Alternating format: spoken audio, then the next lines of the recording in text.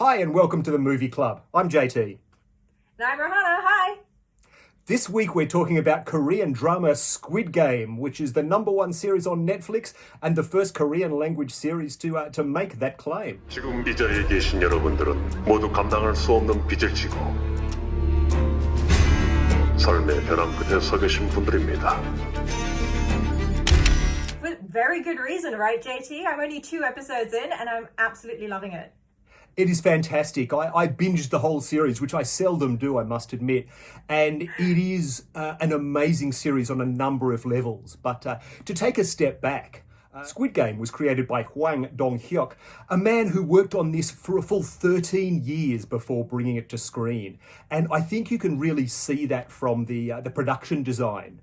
Now, Rehana, as the maker among us, what did you think of the production design and the sort of almost MC Escher-esque sort of approach? Oh, absolutely stunning. Like, that was actually the first thing I was going to bring up, is some of the shots does evoke that sense of MC Escher-ness, where on the one hand, you're aware of the rules of reality, but on the other hand, it sort of hints at the fact that all of these rules are completely meaningless in the context of the series. There's one beautiful shot right in the beginning where everyone is going upstairs and it feels like an MC Escher poster, right? You feel just as disorientated as someone staring at an MC Escher poster. And you only get more disorientated as the series goes on.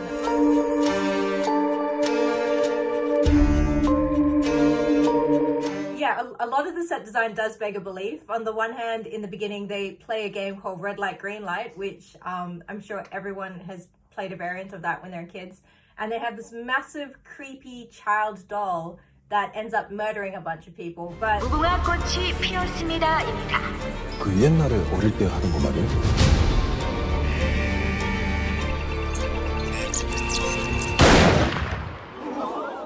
you knew that was coming. Like, that's how effective the set design is. And that's the premise of this. I mean, in a way, it's a Hunger Games or a Battle Royale in that a bunch of people get together and fight for their lives. But in this case, they're there by choice, which is a bit of a twist. And the games that they play are deadly reworkings of children's games. 제일 센 중에부터 크게 살 길이. Absolutely. It's kind of interesting. I was watching with my husband and we were talking about how it seemed like a combination of Takashi's Castle meets Saw.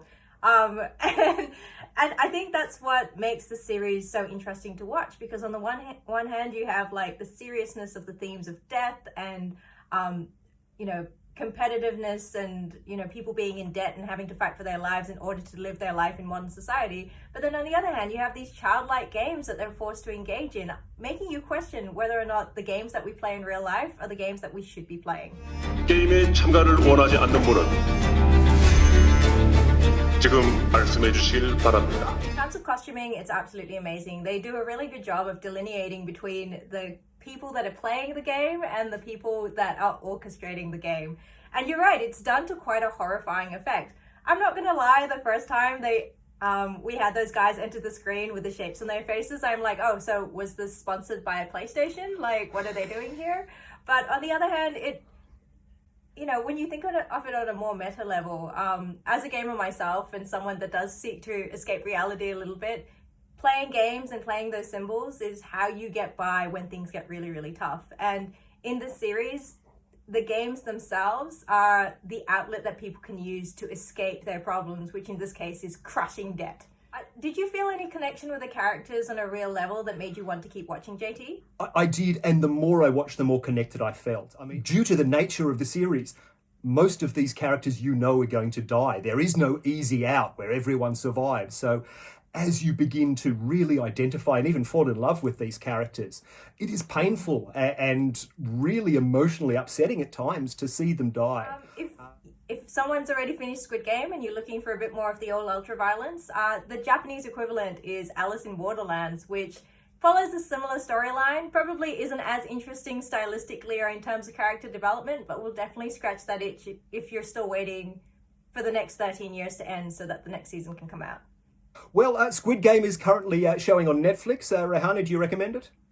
Oh, absolutely. All the people who voted it up that list can't be wrong, and they aren't.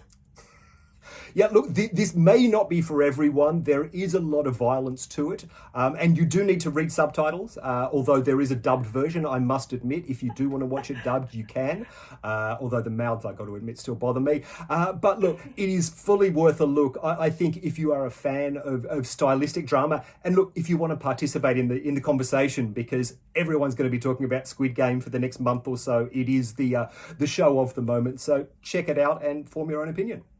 That's us for this week, guys. I hope you have a really good week. Enjoy Squid Games, and we'll see you next week.